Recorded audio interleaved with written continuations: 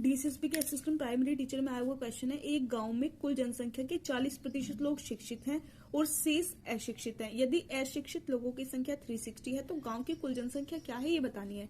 मान लेते हैं गांव की टोटल जनसंख्या 100% है, जिसका 40% शिक्षित है और 60% अशिक्षित है। तो हमें अशिक्षित की संख्या दे रखी है, कितनी है 360। जब हम इसको इसके इक्वल रखेंगे तो ये आ जाएगी हमारे गांव की टोटल जनसंख्या 60/100 इज इक्वल टू 360। तो हमारे गांव की टोटल जनसंख्या कितने निकल के आ जाएगी 600। हम इसको प्रूव भी कर सकते हैं, अगर हम 60 का 40% निकाल के देखें, 60 का 40% कितना आ जाएगा, 60 का 40% आ जाएगा हमारा यहाँ से 240। तो हम अगर हम टोटल करके देखें, हमें कितना दिया हुआ है 360 अशिक्षित लोग हैं और 240 हमारे शिक्षित लोग निकल के आए। तो जब इनका सम करेंगे तो ये भी क्या हो जाएगा 600। इट मीन्स गांव की टोटल जनसंख्या कितनी हो गई 600। डीएसएसबी असिस्टेंट नर्सरी टीचर 2021 में आया हुआ सवाल है, परसेंटेज का एक व्यक्ति के व्यय और बचत का रेशियो इतना है, व्यय में वृद्धि 30% और आय में वृद्धि 25% है। तो हमें बचत में प्रतिशत वृद्धि निकालनी है। सबसे पहले देख लेते हैं व्यय और बचत का रेशियो इतना है, तो हम इसे 50/30 मान लेंगे। व्यक्ति की आय, अब देख लेते हैं बचत और व्यय इतना है तो टोटल आय कितनी हो जाएगी 80। व्यक्ति की नई आय निकालनी है, तो नई आय निकालने के लिए देखते हैं 80 मल्टीप्लाई आय में वृद्धि कितनी परसेंट की हुई है 25% की, तो 125/100। तो यहाँ से हमारी नई आय निकल के आ जाएगी 100 रुपीज। फिर देख लेते हैं व्यक्ति का नया व्यय, पुराना व्यय कितना है 50 और 50 व्यय में प्रतिशत वृद्धि 30% की, तो 130/100 कर लेंगे तो ये हमारा निकल के आ जाएगा 65। हमें देखनी है नई बचत कितनी है, पुरानी बचत कितनी थी 30 और नई बचत कितनी आई निकाल लेते हैं 100 - 65, तो ये हमारी आ जाएगी 35। हमें बचत में वृद्धि देखनी है, तो नई बचत 35 में से 30 पुरानी बचत को घटा देंगे तो हमारा ये आ जाएगा 16.66%। डीएसएसबी टीजीटी मैथ्स मेल में आया हुआ सवाल है, यदि चीनी के मूल्य में 11% की कमी की जाती है तो खपत में कितने प्रतिशत की वृद्धि की जानी चाहिए ताकि उपभोग व्यय कम ना हो। तो देख लेते हैं, मान लेते हैं टोटल हमारी चीनी थी 100, इसमें 11% की कमी हो गई, तो 11% की कमी होने के बाद कितना हुआ 89। तो 100 से 89 तक कितने परसेंट कम हुआ 11%। हमें किससे निकालनी है, जो हमारा नया मूल्य आया घटने के बाद 89 से हमें निकालनी है वृद्धि, खपत में कितने की वृद्धि हुई। तो जब हम इसको निकालेंगे 1100/89, जब हम इसे इससे डिवाइड करेंगे तो हमारा आंसर आ जाएगा 12.36%। डीएसएसबी असिस्टेंट प्राइमरी टीचर में आया हुआ सवाल है, 4 पहिया वाहनों के मूल्य में 24% की वृद्धि हुई है जबकि कार की बिक्री में 15% की कमी आई है, तो राजस्व में पूर्ण प्रतिशत परिवर्तन क्या है ये बताना है। तो देख लेते हैं, हमारा पहला कितना है 24%, तो 24% हमारा कितना होता है 24% हमारा होता है 6/25।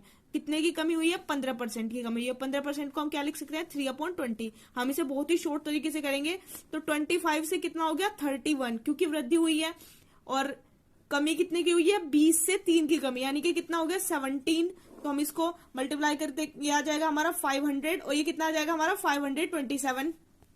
तो हमें परिवर्तन निकालना है, तो परिवर्तन निकालने के लिए हम क्या करेंगे 527 जो नया परिवर्तन आया उसमें से पुराना परिवर्तन माइनस करेंगे तो क्या आ जाएगा 27/500 मल्टीप्लाई 100। ये कैंसिल होकर हमारा फाइनल आंसर क्या आ जाएगा 5.4%। डीएसएसबी असिस्टेंट प्राइमरी टीचर में आए हुए सवाल है, एक कार का मूल्य हर वर्ष 10% घटता है, 2 वर्ष बाद इसका मूल्य ज्ञात करें। यदि वर्तमान मूल्य 30,000 रुपए है तो कैसे करेंगे, देख लेते हैं। 10% की घटत है तो यानी कि 10 से 9 पहले साल, 10 से 9 दूसरे साल, 10 × 10 कितना हो जाएगा 100, 9, 9, 81। अभी वर्तमान मूल्य कितना है उसे 100 के इक्वल रख देंगे, 30,000 है, तो यहाँ से हमारी वैल्यू क्या निकल के आ जाएगी 100 से जब इसे डिवाइड करेंगे तो हमारी वैल्यू निकल के आ जाएगी 300। इस 300 की मल्टीप्लाई हम किस में कर देंगे 81 जो घटत हुई है, तो हमारा कितना आ जाएगा 24300 और ये हमारा ऑप्शन नंबर डी टिक हो जाएगा। डीएसएसबी के टीजीटी कंप्यूटर साइंस में आया हुआ क्वेश्चन है, यदि एक संख्या में 5 जोड़ा जाए तो वो अपना 112.5% हो जाती है, तो बताना है संख्या क्या है। तो हमारा फॉर्मूला होता है लाभ का अंक प्रतिशत बराबर लाभ अंक गुण अपॉन कुल अंक मल्टीप्लाई 100।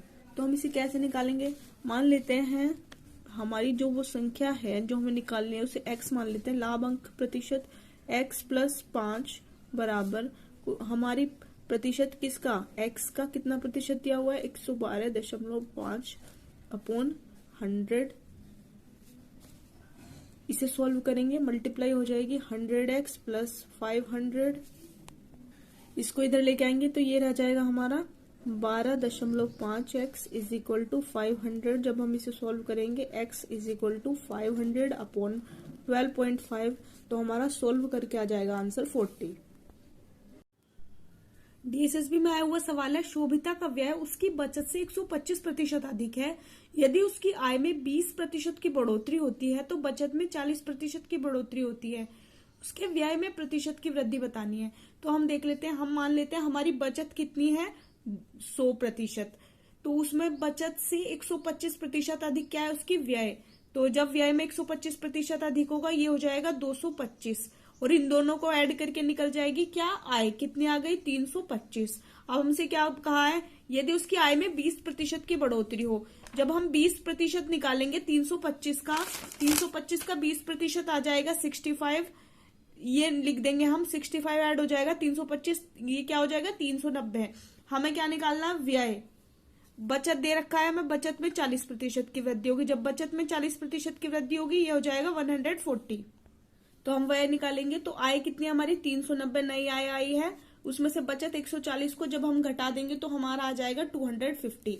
ये कितना आ गया 250। हमें व्यय में प्रतिशत वृद्धि देखने, नया व्यय कितना है 250, पुराना व्यय कितना था 225 अपॉन पुराना व्यय कितना था 225 मल्टीप्लाई 100। जब हम इसे सॉल्व करेंगे तो ये आ जाएगा हमारा 25 अपॉन 225 मल्टीप्लाई में 100। जब इसे सॉल्व कर लेंगे आ जाएगा 100 अपॉन 9। इसे हम क्या लिख सकते हैं 11 से ही 1/9%।